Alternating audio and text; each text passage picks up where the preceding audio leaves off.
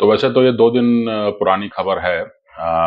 भारत ने एक hypersonic missile का जो है सफल परीक्षण किया है और इसमें अम, ये ज़बरदस्त सफल परीक्षण रहा है और इसमें यही बताया जा रहा है कि जो है अब कुछ चुनिंदा देशों में भारत शामिल हो गया है, जहाँ पर कि उनके पास हाइपरसोनिक मिसाइल की क्षमता है। अम, इसमें जो है आप जो पारंपरिक युद्धक हैं और जो परमाणु युद्धक हैं, दोनों आप इनके ज़रिए जो है आप लॉन्च कर सकते हैं। मुख्य रूप से जो है चीन के लिए संदेश है, क्योंकि हिंद महासागर में चीन का मूवमेंट काफ़ी बढ़ा हुआ है, इसलिए उनके जो भी जहाज़ इस तरफ आते हैं हिंद महासागर में या पाकिस्तान की तरफ या अफ्रीका की तरफ जाते हैं। भारत स्पष्ट रूप से ये संदेश दे रहा है कि हिंद महासागर में जो है अगर कभी टकराव बढ़ा, तो चीन का कोई भी युद्धपोत या उनका जो एयरक्राफ्ट कैरियर है, वो बचेगा नहीं, है ना? क्योंकि ध्वनि से 5 गुना से 10 गुना ज़्यादा रफ़्तार से उड़ने वाला ये जो मिसाइल है,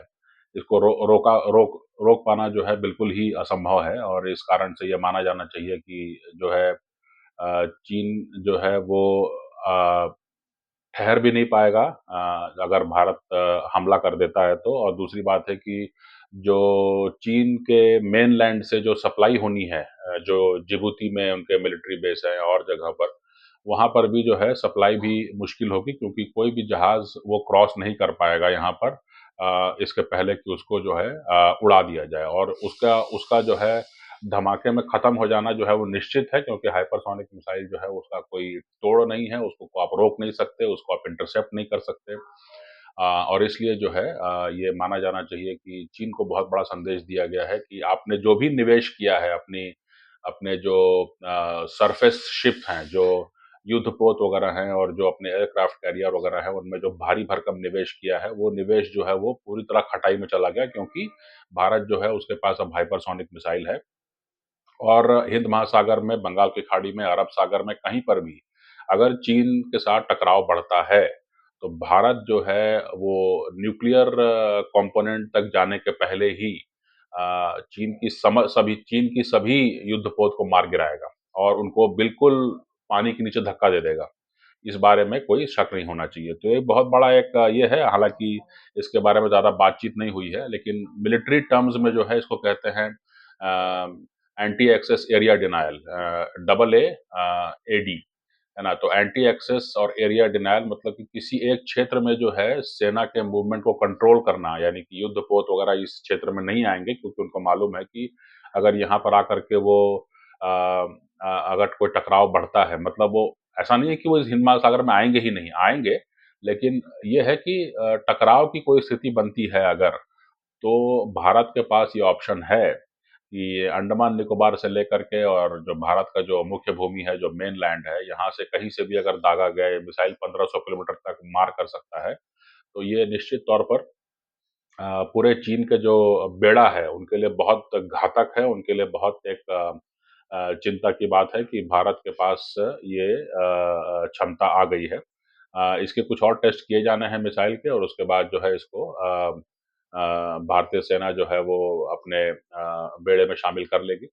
एक बहुत बड़ी उपलब्धि है और इससे जो है अब ये है कि टेक्नोलॉजी के मामले में जो है भारत का प्रोफ़ाइल काफ़ी ऊपर चला गया है। और अब दुनिया भर के देश जो हैं वो समझेंगे कि भारत को टेक्नोलॉजी बेचना ही जो है, भारत को अभी तक जो बात रहती थी कि भाई भारत को हम टेक्नोलॉजी देंगे तो वो आगे बढ़ जाएगा। लेकिन अब ये कहीं न कहीं समझ बनेगी दुनिया भर के देशों में कि भारत को टेक्नोलॉजी हम बेच ही दें, क्योंकि अगर हम नहीं बेचेंगे तो वो खुद से बना लेंगे और हमारे कॉम्पिटिशन में आ जाएँगे। है ना? जैसा आप देखते होंगे कि जो है अमेरिका जैसा देश जो है वो तैयार हो गया कि जेट इंजन टेक्नोलॉजी जो है जनरल इलेक्ट्रिक का वो जो है भारत में 80% ट्रांसफर ऑफ टेक्नोलॉजी की बात उसने मान ली है और एग्रीमेंट साइन हो गया है। तो इससे जो है ये होगा कि भारत के लिए जो है दुनिया भर में जो एडवांस टेक्नोलॉजी है, उसको हासिल करना बड़ा आसान हो गया है, क्योंकि भारत ने अब ये संदेश दे दिया है कि या तो आप टेक्नोलॉजी हमको आप बेच सकते हैं और आप पैसा कमा सकते हैं, और या फिर जो है आप इंतज़ार कीजिए और कुछ सालों में जो है वो टेक्नोलॉजी हम अपने देसी उद्योग में ही बना लेंगे और फिर आपके प्रतिस्पर्धा में हम खड़े हो जाएँगे, है ना? एक जो गुडविल होता है कि आपने हमें टेक्नोलॉजी देने में मदद की और हम आपके प्रति मतलब हमारा आपके प्रति एक विश्वास बढ़ता है, 2 देशों में विश्वास बढ़ता है, 2 देशों के सैन्य प्रतिष्ठानों में विश्वास बढ़ता है। उसका बहुत बड़ा एक कीमत होता है। जैसे भारत को जो मदद किया था रूस ने, उसका बहुत ज़बरदस्त फ़ायदा मिला रूस को। 2 ढाई साल से युद्ध चल रहा है, लेकिन रूस को जो है दिवालिया होने नहीं दिया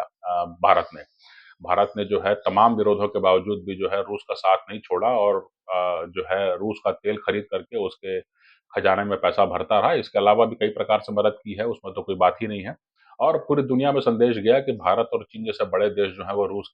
का साथ नहीं छोड़ने वाले हैं और इसलिए बाकी देशों में भी जो है धीरे-धीरे हिम्मत आई और उन्होंने भी जो है रूस के साथ जो है सामान्य व्यवहार शुरू कर दिया, सामान्य व्यापार शुरू कर दिया। तो इसलिए जो है जो पश्चिमी खेमा है, पश्चिमी देश हैं वो काफ़ी नाराज़ हैं और इसलिए अब सबको सोचना पड़ेगा कि जब है भारत को कोई भी टेक्नोलॉजी आप डिनाई नहीं कर सकते हैं। अगर आप डिनाई करेंगे तो कुछ सालों में वो खुद ही बना लेगा और आपकी प्रतिस्पर्धा में खड़ा हो जाएगा। तो इसलिए बेहतर है कि आप उसको वो टेक्नोलॉजी बेच दें, पैसा लेकर के बेच दें। उससे जो है आपको ये होगा कि गुडविल भी क्रिएट होगा और उससे होगा ये कि वो आपके साथ रहेगा। भारत को अपने साथ रखने में आपको मदद मिलेगी। तो ये एक बहुत बड़ा संदेश जाता है। तो काफ़ी इसके पैमाने हैं, जैसा मैंने कहा कि चीनी जो बहुत ज़्यादा जो है निवेश कर रहे हैं अपने अपने युद्धपोत क्षमता में, जो सरफेस वेसल्स कहलाते हैं, जो नेवी के, उनमें काफ़ी बड़ा निवेश है। और ये भी है कि जब भारत का जो हाइपरसोनिक मिसाइल है उसका एक इस्तेमाल ये भी है कि दक्षिण चीन सागर में जो है इंडोनेशिया और फिलीपींस जैसे देश जो है वो काफ़ी परेशान हैं क्योंकि वियतनाम परेशान है क्योंकि चीन की आक्रामकता बढ़ती जा रही है और चीन का ये कहना है कि ये पूरा पूरा सागर और इसके सारे संसाधन जो हैं वो हमारे हैं और आप सभी जो हैं अपने मछुआरों तक को यहाँ नहीं भेज सकते, है ना? जो मछुआरे छोटे पैमाने पर जो मछली पकड़ के अपना रोज़गार चलाते हैं, उनको तक को जो है परेशान किया जा रहा है। तो ये भी संभव है कि भारत अगर इन हाइपरसोनिक मिसाइल्स को जो है वो पूरी तरह विकसित करके जो है सेना को सौंप देता है, तो ये कोई आश्चर्य की बात नहीं होनी चाहिए कि जो है ये सारे देश जो है छोटे देश जो चीन के मुकाबले खड़े नहीं हो सकते, ये कहें कि भई भारत अपने हाइपरसोनिक मिसाइल्स जो हैं उनके देश में तैनात करे, है ना? तो ये एक और एक मुनाफ़ा हो सकता है जब आप टेक्नोलॉजी के मामले में जो है आत्मनिर्भर होते हैं तो इससे आपको ये भी फ़ायदा होता है कि आपकी दोस्ती और आपके जो गठबंधन हैं और विभिन्न देश आप पर निर्भर होने लगते हैं। तो ये भी एक बहुत बड़ा फ़ायदा है। तो 2014 के बाद जो है इस तरह के काम चलने लगे हैं। 2014 के पहले तो वही था कि लोग जो है मज़दूरी करें और मज़दूरी करके पैसा कमाएँ, 100 दिन का पैसा कमाएँ, है ना? यही सब स्कीम चलती थी और उस समय तो यही था कि भई जो है आतंकवाद और नक्सलवाद जो है फुफकार रहा था, है ना? लेकिन आज जो है वैसी स्थिति नहीं है। टेक्नोलॉजी के मामले में काफ़ी जो है भारत